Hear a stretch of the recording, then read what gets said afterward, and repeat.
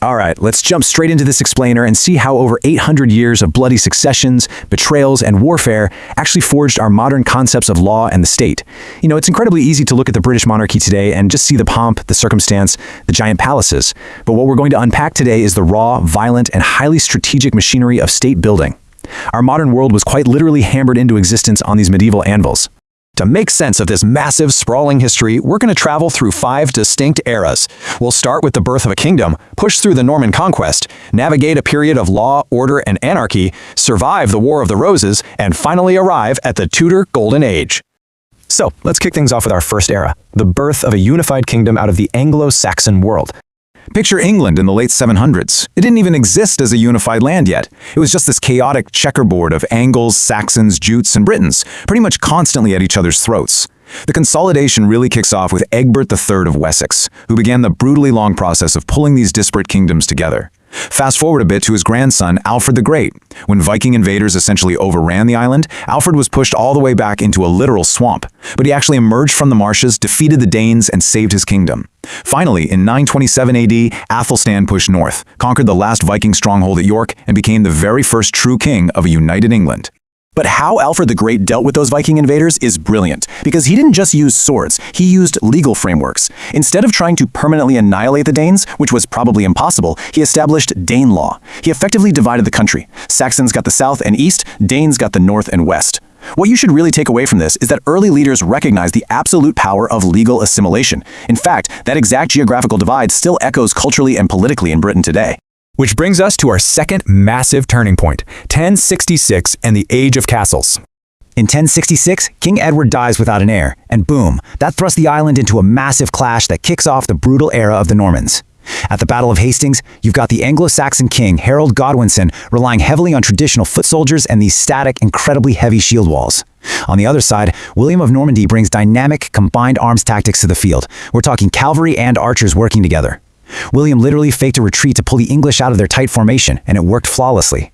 It was just a complete obliteration of traditional forces by innovative military strategy. But William the Conqueror wasn't just a military guy who built imposing stone castles. He completely overhauled how power was managed. He ruthlessly centralized control by cataloging every single piece of wealth, livestock, and land in the entire realm. The Domesday Book, which is just an incredibly dramatic name for a tax ledger, was essentially the ultimate administrative flex. It gave the crown absolute visibility into its tax base, which permanently shifted power away from local lords straight to a central government. Moving right along to our third era, the Plantagenet kings, a family whose reign swung violently between law, order, and utter anarchy. During a period literally known to history as the Anarchy, the crown was fiercely contested between Empress Matilda and her cousin Stephen. Survival required incredible on-the-fly ingenuity. I mean, just look at this visceral detail. Empress Matilda actually lowered herself down from Oxford Castle on a rope in the dead of winter, wearing white clothing to camouflage herself against the snow just to slip past search parties. It perfectly encapsulates how desperately fragile the claim to power really was during this era. But you know, the struggle for power wasn't just about who got to sit on the throne. It was a huge battle over who had ultimate authority in everyday life, the state or the church. King Henry II tried to strip legal power from the church courts, pushing for a unified royal justice system. Well, his former best friend, Thomas Becket, the Archbishop of Canterbury, resisted this fiercely. This ideological clash ended with 4 knights shockingly assassinating Becket right on the altar steps of his own cathedral.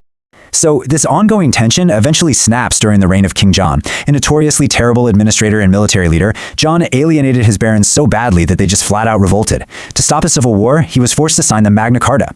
Now, at its core, this was just a selfish power grab by the nobility to protect their own wealth, but inadvertently, it placed the crown itself under the rule of law. It set the massive precedent that a ruler's power is not absolute, and that laid the absolute bedrock for the English Constitution and our modern democratic rights. Amidst all this brutal political machinery and bloodshed, we do still find stunning, incredibly human moments. King Richard the Lionheart, this fierce warrior king who spent most of his life fighting on the continent and in the Crusades, was fatally struck by a crossbow bolt. As he lay dying from gangrene, he had the shooter brought to him. It turned out to be just a boy seeking revenge for his family, but in his final breath, Richard pardoned him with this incredible quote. It shows us that even in the darkest, most brutal times, absolute power could still yield to profound grace. That takes us to Section 4, the War of the Roses, an era completely defined by a century of blood and plague. A devastating 50%. That statistic represents the portion of Europe's population completely wiped out by the Black Death in just 5 years, around 1348. This was a literal apocalypse. But from an economic standpoint, this massive death toll caused an extreme labor shortage. Lords were forced to switch to less labor-intensive sheep farming, and the surviving peasants could suddenly, for the first time ever, demand actual wages. This single biological event accidentally ended the feudal system of serfdom and birthed a free labor class in England. Meanwhile, the 100 Years' War was raging over on the continent. King Henry V achieved arguably the greatest English victory of the era at Agincourt by brilliantly executing some very specific military tactics. He used the geography, a rain-soaked, notoriously muddy field, to exhaust the heavily armored French cavalry. Then, he unleashed the devastating English longbows. And to make sure his archers weren't overrun, he had them drive pointed stakes directly into the ground. It was an absolute masterclass in asymmetrical warfare. Back at home, though, things were a mess. Decades of weak leadership from a mentally unstable King Henry VI completely fractured the nobility. The resulting power vacuum pitted two powerful branches of the royal family against each other, the House of Lancaster, symbolized by the red rose, and the House of York, symbolized by the white rose. This devastating civil war, the War of the Roses, swung back and forth for decades, completely chewing up the old aristocracy. The climax of this bloody family feud finally arrived at the Battle of Bosworth Field. King Richard III, outmaneuvered and betrayed by his own allies right there on the battlefield, famously cried out this line before charging directly at his rival Henry Tudor.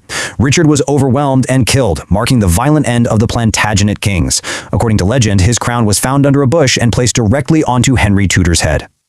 And that dramatic moment ushers in our fifth and final era, the Tudor Golden Age, a time of massive religious shifts and global ambition.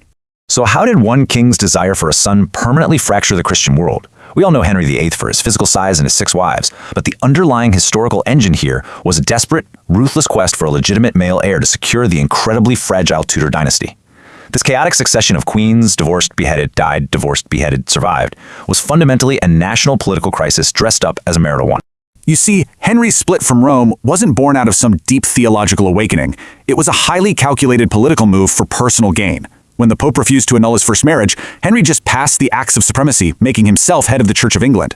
This seemingly simple administrative shift plunged the nation into decades of brutal religious violence. As the crown changed hands to Edward, then Mary, then Elizabeth, the whole country was violently whipped back and forth between Protestant and Catholic rule. 150 ships. Just imagine seeing that on the horizon. That is the massive size of the supposedly invincible Spanish Armada. Spain was absolutely furious at the Protestant English crown, not only for their religious stance, but also because English privateers were constantly raiding Spanish treasure ships returning from the New World. So in 1588, Catholic Spain sent this colossal fleet to invade the island and put an end to it. The English were massively outgunned, so they had to get creative. Sir Francis Drake and the English Navy utilized smaller, much faster ships, and while the massive Spanish fleet was anchored tightly together at Calais, the English unleashed fire ships. They literally set their own vessels ablaze and sailed them directly into the Spanish formation. It completely scattered the Armada, and the rough weather did the rest. This ingenious tactic didn't just save Protestant England, it officially launched England's era of global naval dominance. This new naval supremacy really set the stage for Queen Elizabeth I, who oversaw a massive cultural renaissance. We're talking Shakespeare and the dawn of global exploration, but honestly, her most consequential decision was political. She never married, and she died without an heir. By naming James VI of Scotland as her successor, she accomplished peacefully what centuries of bloodshed could not. She unified the crowns of England and Scotland, laying the exact foundation for Great Britain. So what should we really take away from this entire explainer? It's that our modern institutions, things like common law, parliament, the division of church and state, they aren't born from perfection or some high-minded philosophy. They were quite literally hammered out through greed, plague, strategic marriages, and absolute chaos. History is messy, but it builds the structure we stand on today. Which leaves us to wonder, what modern chaos happening right now will shape the empires of tomorrow?